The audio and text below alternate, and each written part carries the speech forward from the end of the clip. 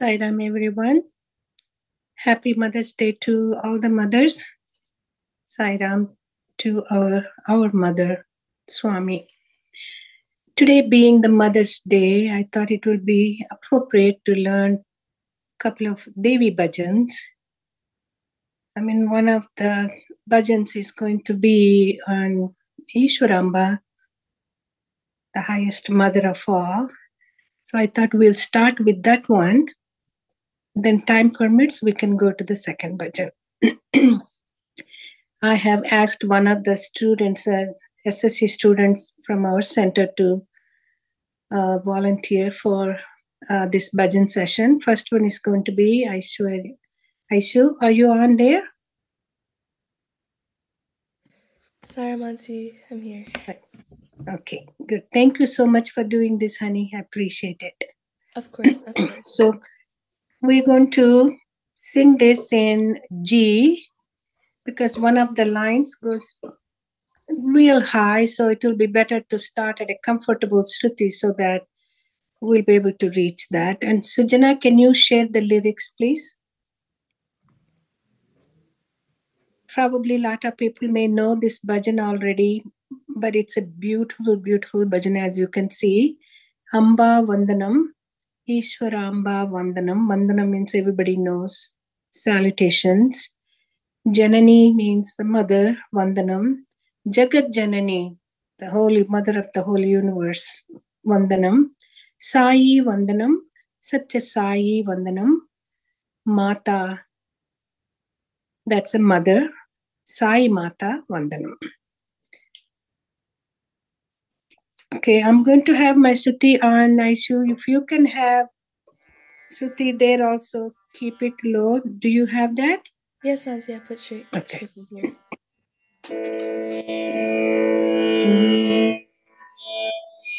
I'm going to break it. First, I'm going to sing once, the whole thing, each line once, and then we will break it, okay?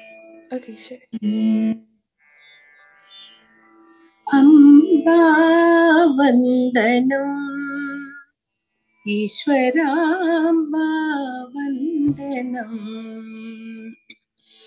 Janani Vandanam, Jagat Janani Vandanam.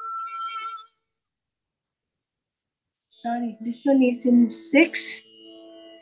I have to lower the Shruti, it goes very high. I apologize. I'm still recovering from the cold. I can't go that high.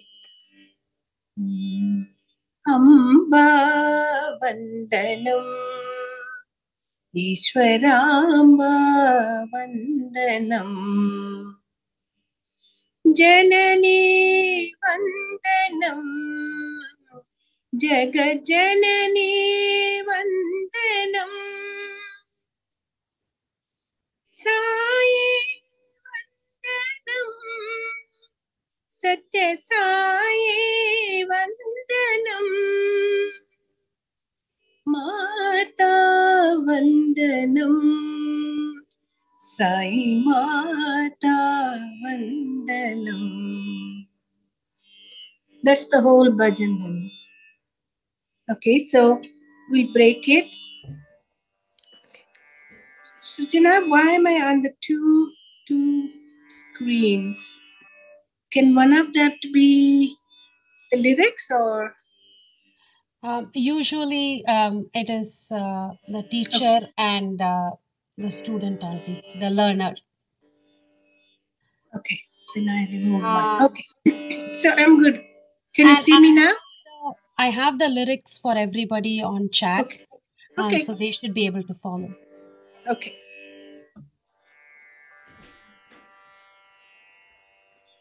Amba Vandanam, Amba Vandanam,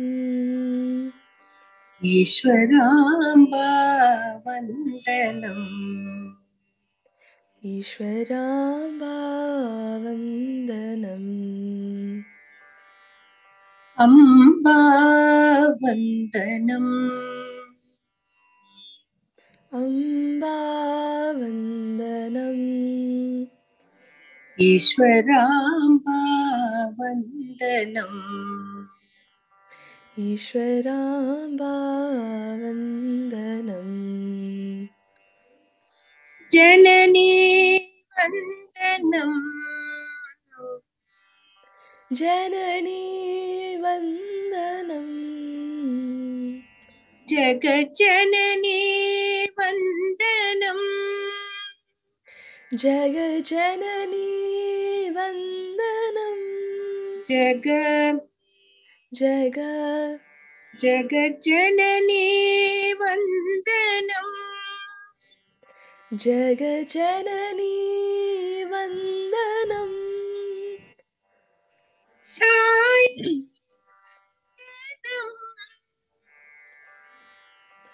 Sai वन्दनम् Satya Sai वन्दनम् Satya Sai वन्दनम् Sai Sai वन्दनम् Satya Sai वन्दनम् Satya Sai वन्दनम् Mata वन्दनम् Mata वन्दनम् Sai Mata वन्दनम् Sai Mata वन्दनम् Sai Sai Mata वन्दनम् Sai Mata वन्दनम्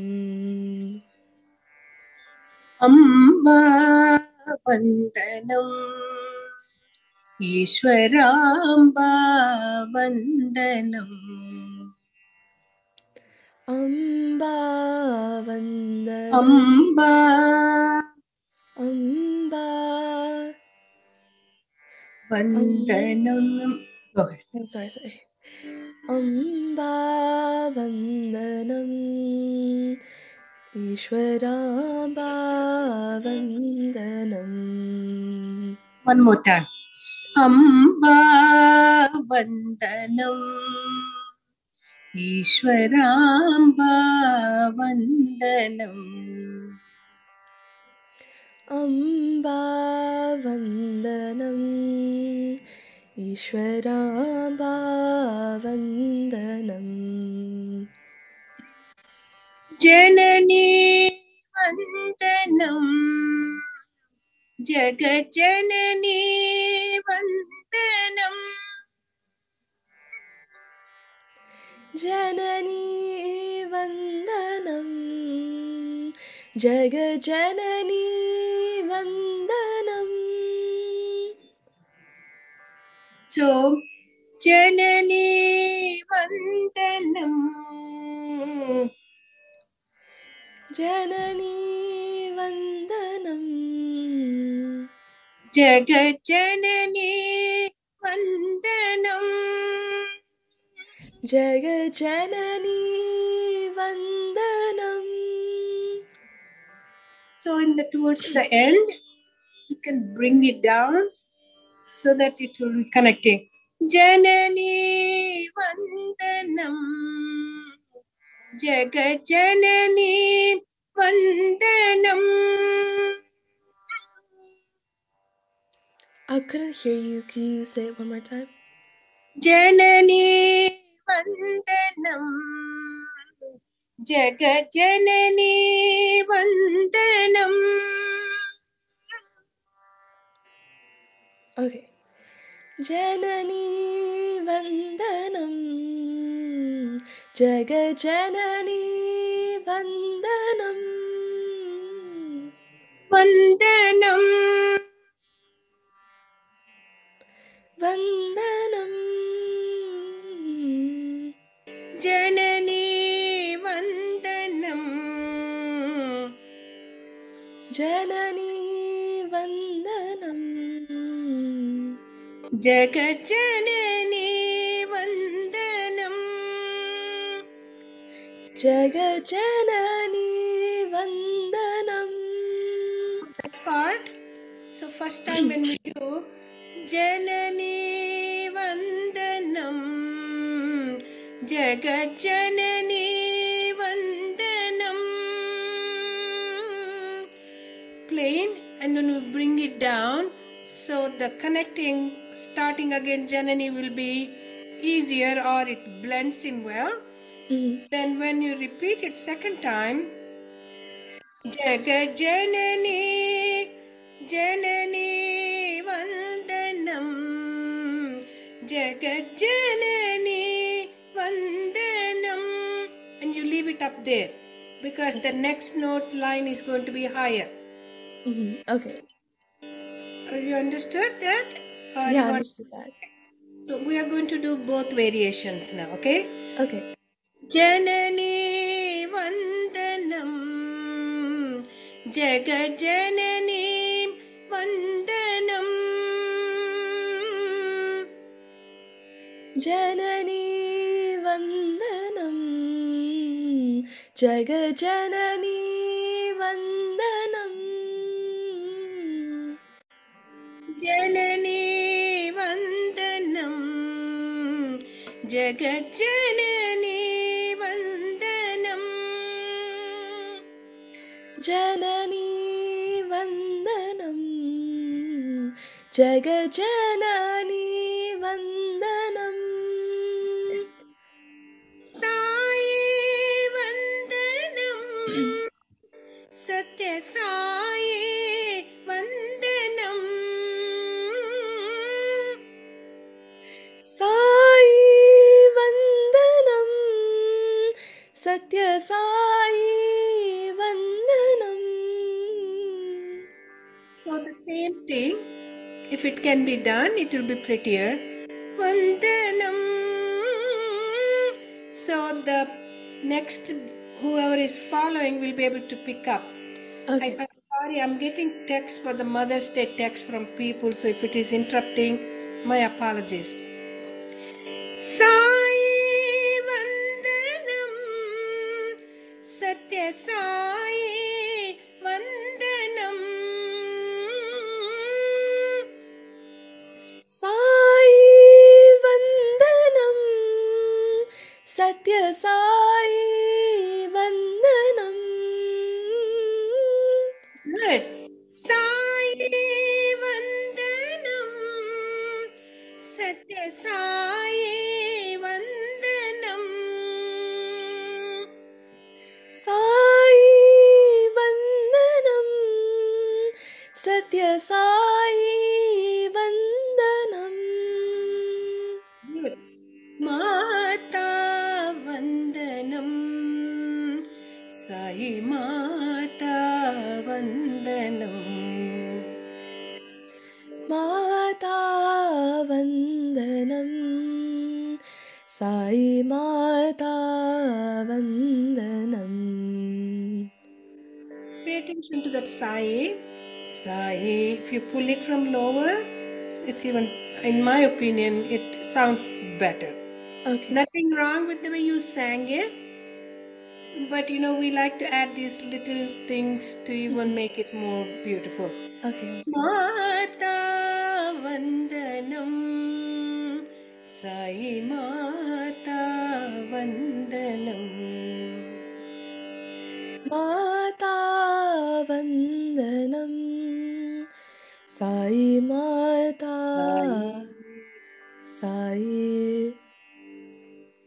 Sai Mata वन्दनं. So let me sing, and then you follow like the way we do in the bhajans. I will sing, and then you repeat, and then we'll do the second speed also. Okay, sure. And the beat is straightforward. That's all. Okay. Okay. Amba Vandanam, Ishwaramba Vandanam, वन्दनम् ईश्वराम्बा वन्दनम् Amba वन्दनम् ईश्वराम्बा वन्दनम्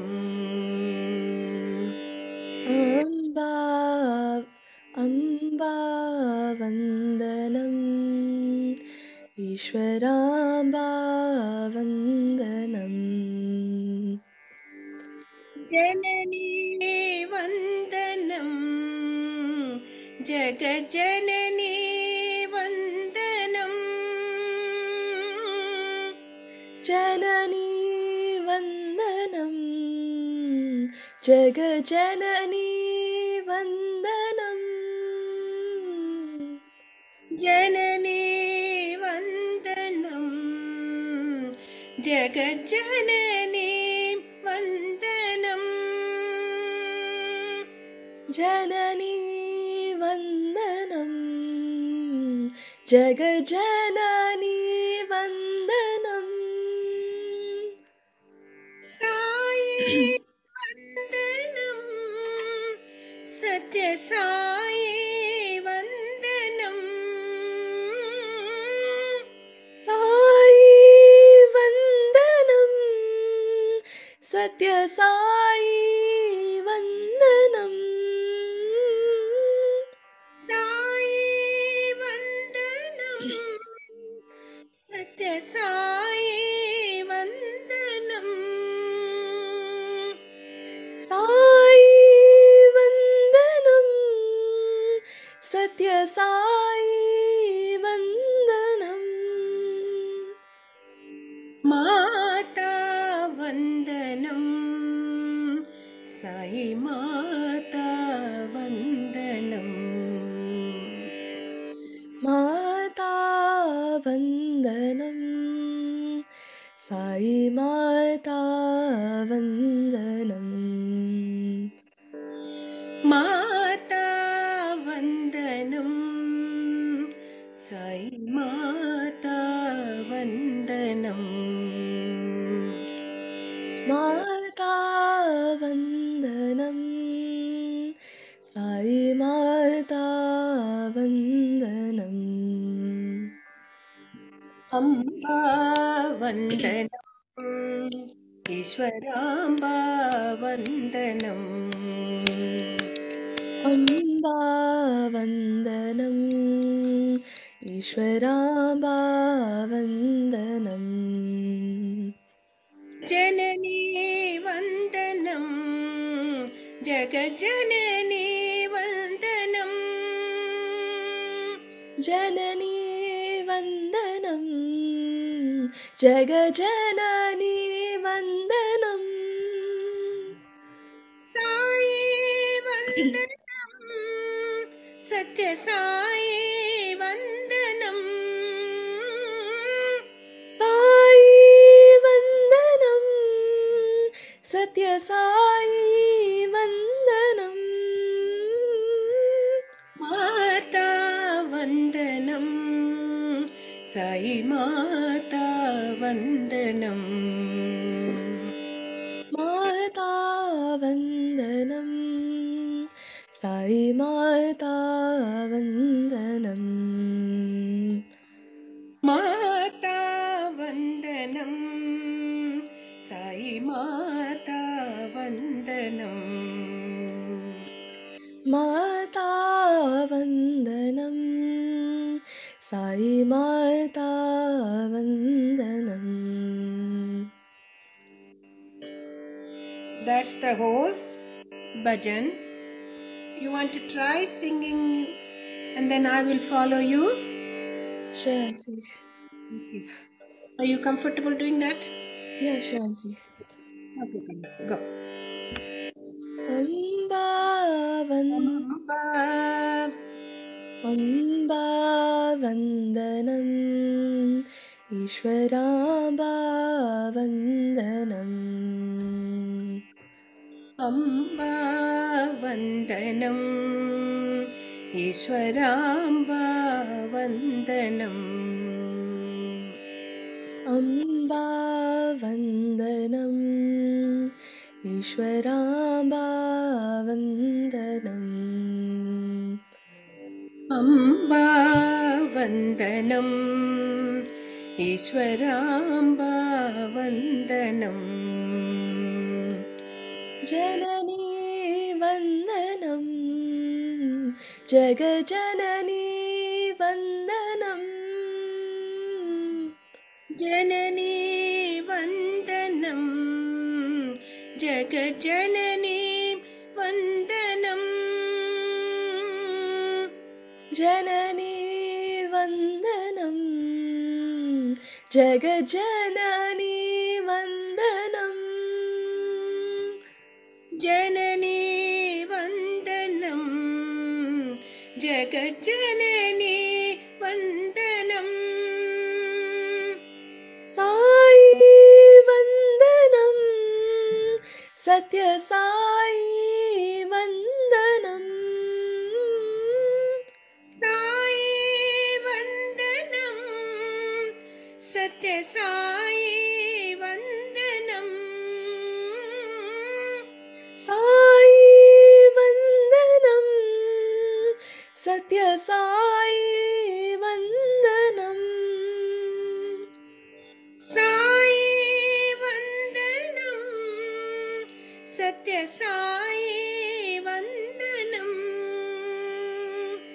Mata वन्दनं Sai Mata वन्दनम् Mata वन्दनं Sai Mata वन्दनम् Mata वन्दनं Sai Mata वन्दनम् Mata वन्दनं Sai Mata वन्दनम्. Very nicely done. Good job. Thank you so much.